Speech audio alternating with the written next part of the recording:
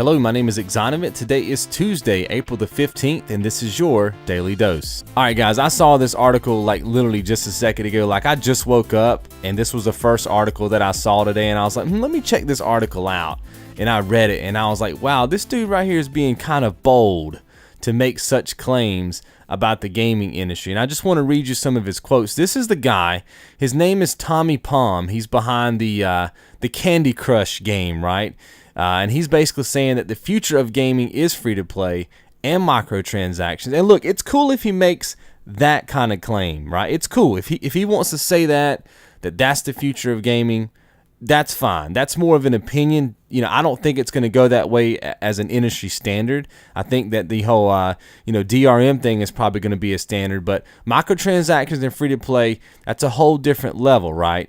And so it's okay for him to make that statement. But listen to this quote. The microtransaction is so strong, and it's definitely a much better model. I think all companies have to transition over to that. Now listen to this. Now this is the kicker right here. He also says he acknowledges that hardcore gamers are not happy about the free-to-play / microtransaction model right now. But he says they'll come around. The nerve of this guy to tell me how I'm just going to come around to a business model. Why? Because he's offering it to me? Because he's telling me that that's where the industry's going, so I just have to play ball? No, son, that's not how this works. That is not how this works at all. Look, if gaming stopped tomorrow, if there were no more video games made tomorrow, I would still have a place to live. I'd still have food on my table. I'd still be good to go financially, right? Games don't represent me. It's a hobby for me. I can either take it or leave it.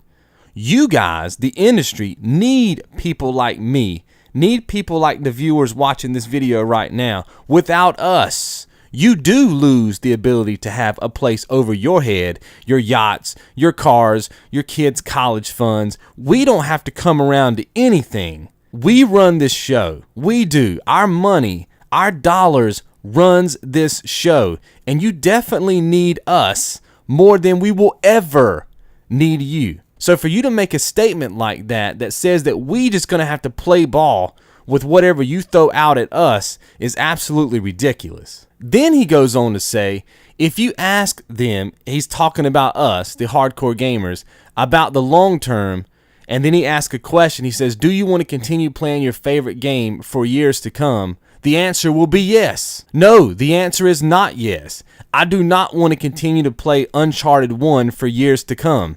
You see what I mean? I want the next Uncharted. What he's trying to say here, guys, is that they want to basically put in the time and effort to make one game, and then they want to milk us for years to come without giving us a sequel, without giving us, maybe a trilogy. They're just going to milk that one game for everything that it's worth. And what he's saying is that that's what we want. He's pretty much telling me what I want out of video games. That's not how this works. Because you need my money. I'm going to tell you what I want. You see what I mean? And then you can deliver it to me based on supply and demand. That's how this works. We do not want microtransactions, and we do not want free to play. Not as a standard, right? I'm not saying that some games can't have those business models and that they work fine. And I'm sure Candy Crush works great for microtransactions, but not on some other games. You feel me, right? Not on every game, not as a standard. And you don't get to impose that on the people who's paying your salary, which guess what? That's me and the people who's watching this video. We run the show. We run the show, not you. Now, he also says this in the same interview. Listen to this now. Listen to the nerve of this guy. And he's talking to developers, right? Make sure that you are not, quote, milking consumers through, quote, greedy monetization practices. What the heck do you think microtransactions are? They're greedy monetization practices. The fact that you even have them in your game is greedy. It's an absolute ridiculous statement to make. And listen to this. This is the same interview, and I quote this too. I think for companies, it is very important to find a good balance. Free-to-play games are difficult to do, and you really need to be good at making it feel balanced to the gamers, so it's not too greedy. Listen to that. So it's not too greedy. So what he's admitting there is that it is greedy. It is greedy to put microtransactions in video games. And we've already seen a lot of games, you know, in the current gen, what we're playing right now, PS4, Xbox One, you know, this particular industry that we're in right now, coming out with this crazy microtransactions. It's greedy. He admits it. He just says, well, don't be too greedy about it, right? But go ahead and collect your cash. That's what he's saying right there. And that's all I got to say about this, guys. I read this article and I was just absolutely livid because he's basically sitting here just because he has one game, Candy Crush, which I think is more of a casual game. I don't know of many hardcore gamers who play it. Maybe you guys do, maybe you guys don't. I'm not here to offend anybody who plays the game.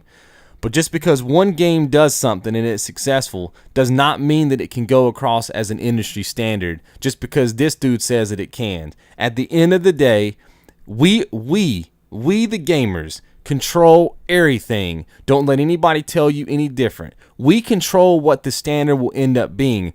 Now, will microtransactions and free-to-play take over the market? They could, but not because you just impose it on us. It's because we have to accept it first.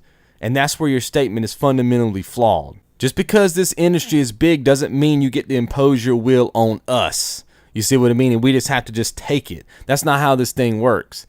Xbox One, they tried to do the DRM last year. They tried to impose that on us very quickly. We said no. You see what I mean? They've since backed up. We run this thing. Gamers run the show. We make sure that your kids go to college, Mr. Developers. We make sure that your kids, you know, have a roof over their head, Mr. Developers. We make sure that you have nice cars, Mr. Developers. Whoever you are out there who's developing games, hear me. We the gamers run this. We control it. What we say goes. You see what I mean? Because like I said, we don't need you. Yes, it would suck for gaming to go away. If I woke up tomorrow and there was no video games, that would suck. But I'd get over it. I still have a ton of games in my collection, probably over 700 games I can play anytime I want to. No microtransactions, no DRM, no free-to-play. I'm talking a game that I can put in to any one of my consoles, my 30-some plus consoles, and play anytime I want to. And half of my games I've never even completed. Heck, half of them I've never even played. So I'll be fine, Mr. Developers. But you guys need my money. And if you're willing to go down this road and you're willing to just say that this is going to be the industry standard and the industry changes in this direction, you will not get my money at all because this is not the way that it should be. You guys are greedy. You admitted it in your statement by saying too greedy and alluding to the fact that you can milk us for money. You need to stop looking at us like we're dollar signs and start looking at us like we're human beings. We're people, we're gamers, we're consumers. We're people who have been respecting this industry, some of us for 15 plus years, 20 plus years, 25 plus years, 30 years. Some of us have been supporting this industry, and we, with our dollars, have magically gotten you to where you are. Now, granted, it's a handshake at the end of the day. It's a 50-50 split. You still have to put out the games. We still have to pay for it, and I'm cool with that. But don't think that there's an imbalance here. At the end of the day, we both can win, and we both need to win. But the very second that you impose your will on me, I'm not going to speak for everybody else. It ain't happening, Captain. I'll be out the door just as fast as I walked in it, and I hope that all the other gamers would do the same. And I think, and I truly do feel this way, I do feel like if the market goes to this, if the market really becomes an industry full of microtransactions and free to play, this money that you think you're going to earn, this giant revenue stream that you think is out there, I don't think it's going to be there. I think you're going to see the same thing that you saw last year when Xbox One tried to put out the DRM. You're going to see a lot of gamers either walk away or change their tune, and this big money bomb that you think is coming is just not going to be there. Have a good day, sir.